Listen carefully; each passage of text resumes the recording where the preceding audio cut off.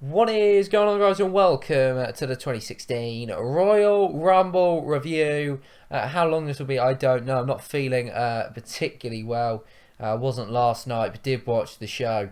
Unbelievable show. We'll talk a little bit more about it in a minute. My voice might cut out because I've got a bit of a sore throat, but we'll try as best we can to get through this review. And an unbelievable show, in my opinion. One of the best pay-per-views, I was going to say of the year, but it is the first pay-per-view of the year.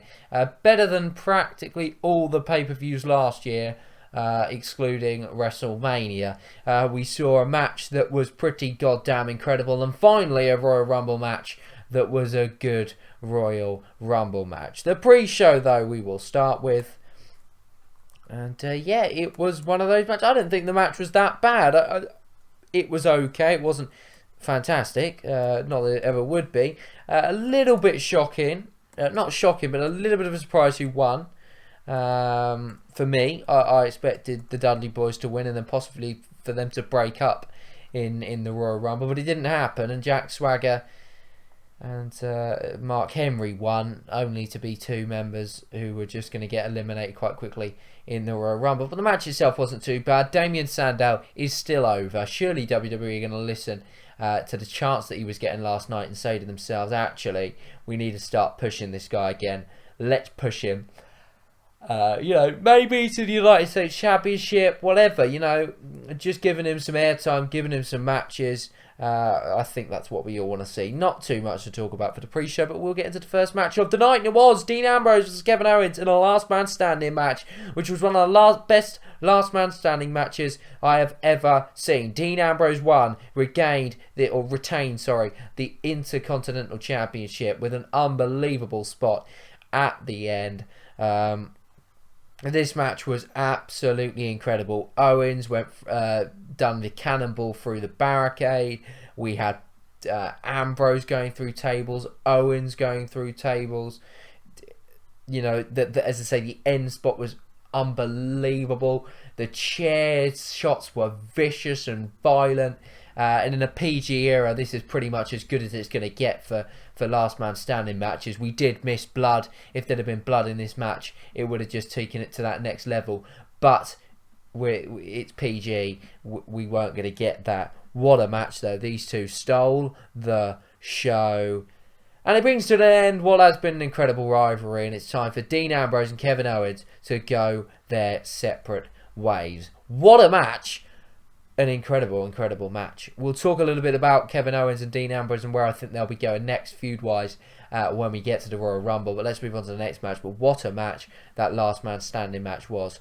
Yeah, absolutely incredible. If you didn't see that match, you need to go and watch it. Francesca number 2 made her debut, really. A new trombone after Francesca number 1 died.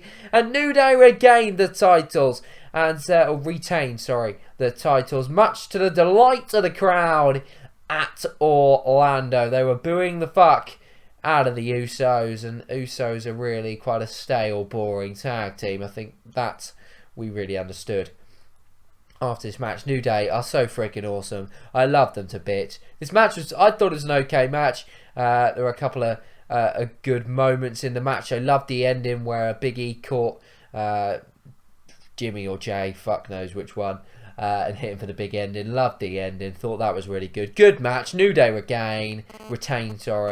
Right decision. Hopefully now New Day will move on to another tag team. Who?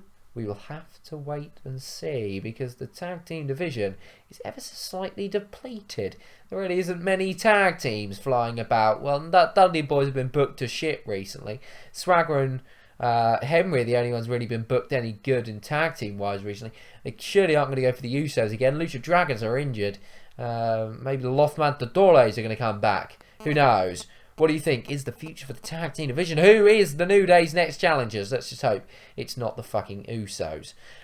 Moving on to Alberto Del Rio versus Kalisto. A lot of people have been critical of this matchup. I enjoyed it. I thought it was a very good match. There were a couple of really good spots in this match. I think it was kind of a... I don't know what you'd call it, but almost like a code breaker, but not a code breaker. I don't know what you'd call it from Alberto Del Rio, but it was fucking awesome. There was a couple of botches in this match. Kalisto made one, which kind of brought the quality of the match down a little bit. But the match itself I thought was very good. I didn't think it was that bad. And the hot potato continues because Kalisto is now a 2-time United States champion. And it just kind of, you have to question WWE booking, and where will this feud lead? Will we see another Alberto Del Rio rematch? What's next for Kalisto? Is he actually going to be able to hold this title? Who knows? I literally have no idea. All I know is Kalisto's a United States champion, and I was pretty damn happy about it. Charlotte versus Becky Lynch. The match itself was a decent one. The aftermath was freaking awesome. What a pop Sasha Banks got when she returned. I just loved the whole moment. The match itself was very good. Flair got himself involved a little bit, as we expected him to. Charlotte retained. Unsurprisingly, in my opinion, I thought Charlotte was going to retain, and she did. And it looks as if then with the aftermath, Sasha Banks came out, made her return. Massive pop from the Orlando crowd. Kicked Becky Lynch out the ring. Looked like her and Charlotte were forming some sort of alliance in the Divas division.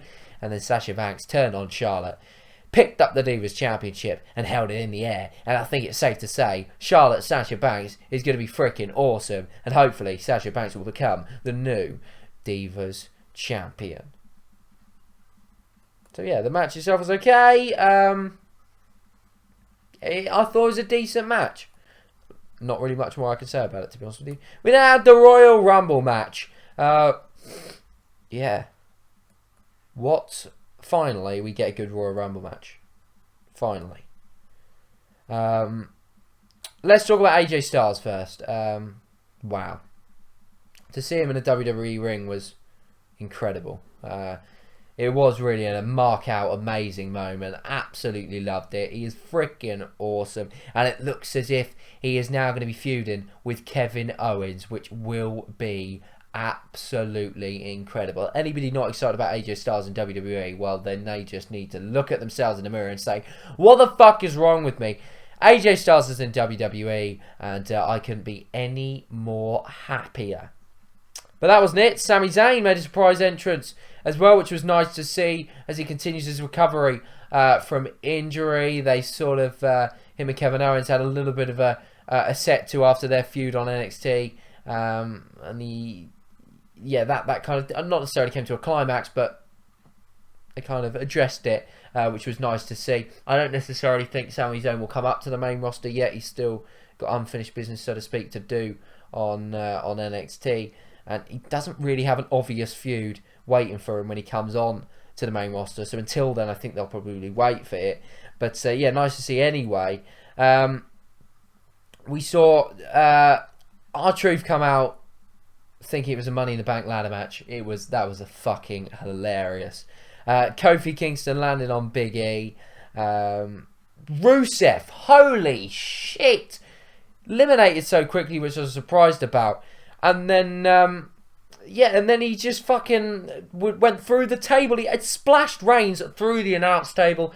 Reigns was then brought back to the locker room. It was obvious he was then going to come out. I was convinced then that Roman Reigns was going to win this matchup.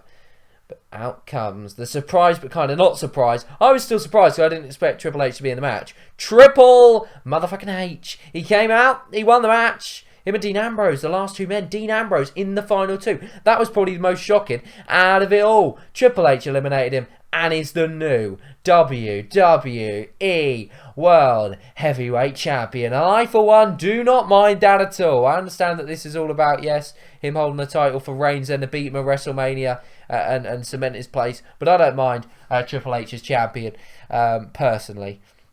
Yeah. I think it was a really good match. We had Lesnar destroying people as well, suplexing people. We had him and the Wyatt family. Looks as if we've got Lesnar versus the Wyatt family. That's going to be freaking awesome. Styles, Owens, Dean Ambrose, Chris Jericho, Charlotte, Sasha Banks, Roman Reigns, Triple H. Who said the roster was depleted? WrestleMania is shaping up to be awesome.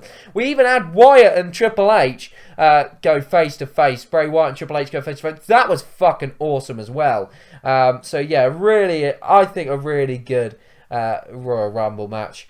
Couple of surprises in there. Good ending. Roman Reigns didn't win. I tweeted before the match, anyone but you, Roman. And it was anyone but him. Triple H is the new WWE World Heavyweight Champion. And you can believe that. I'll be back for a Raw review where I'll talk a little bit more about the Royal Rumble and future storylines. Apologies for the shortness of the video, but as I say, I'm not feeling particularly well. But I had to do a review. It was a decent fucking pay-per-view. I'll see you for the Raw review next tomorrow. Same sort of time. Kind of same sort of time. A little bit later. And until then, thanks for watching. I'll see you next time. Goodbye.